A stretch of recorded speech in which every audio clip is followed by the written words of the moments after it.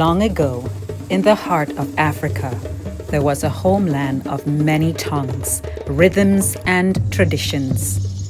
It was woven with 4 great cultural zones, each with its own heartbeat and beauty.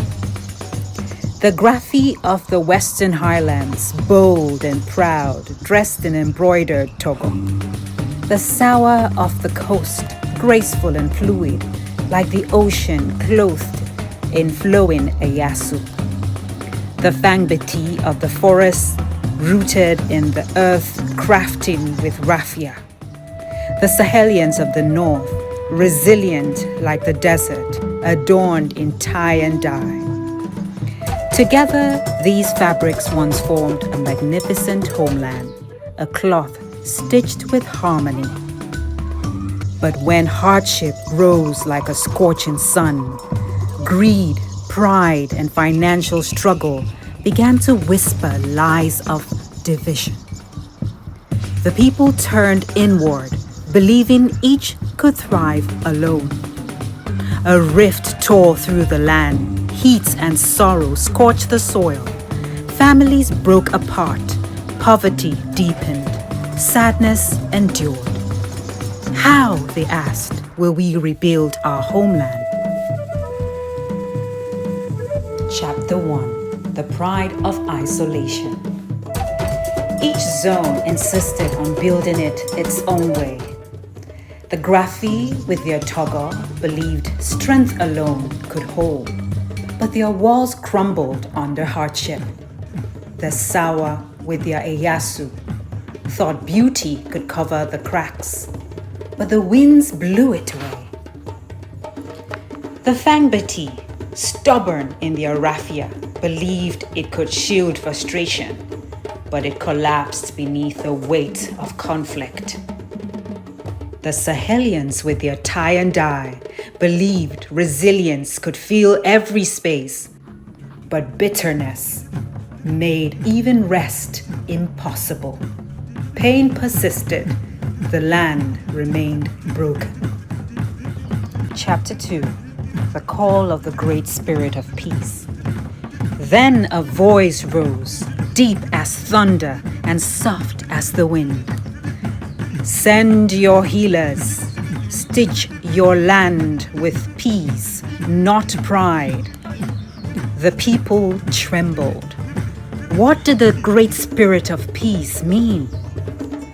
But 4 traditional healers heard the call. They rose. The Graphi healer carried togo. The Sawa healer bore eyasu. The EmPatie healer held raffia.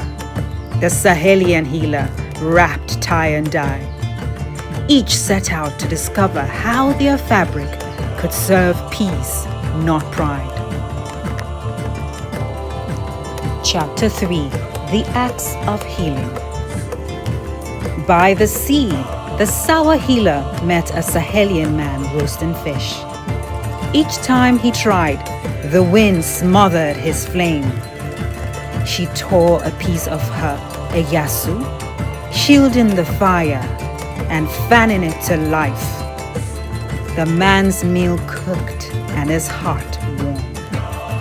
In the desert, the Sahelian healer encountered a thirsty crowd. Their water was muddy, unfit to drink. She used her tie and dye as a filter, purifying the water. Joy broke out as they could finally drink clean water.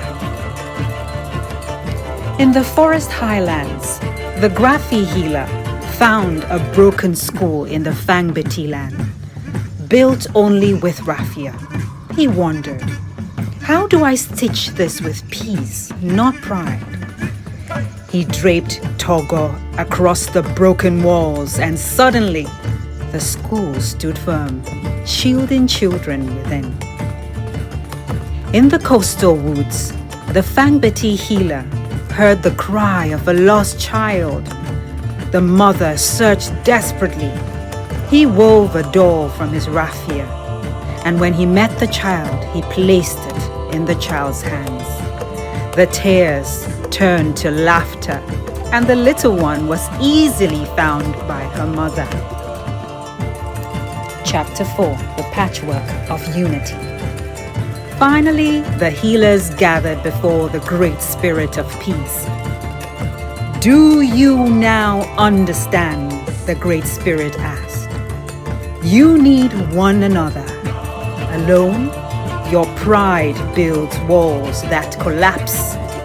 Together, your differences become strength. Give your fabrics. Surrender your pride. Stitch for peace." The healers gave their cloths. The Great Spirit's hands wove raffia, togo, eyasu, tie and dye together into one glorious patchwork. The land transformed. Homes were rebuilt, made of a strong yet beautiful mix of togo, eyasu, raffia, as well as tie and dye. Children laughed again, families embraced, prosperity returned. And so it was said, "It is your differences that make you unique. In them lies the power of peace." Make Cameroon a beautiful patchwork of peace again.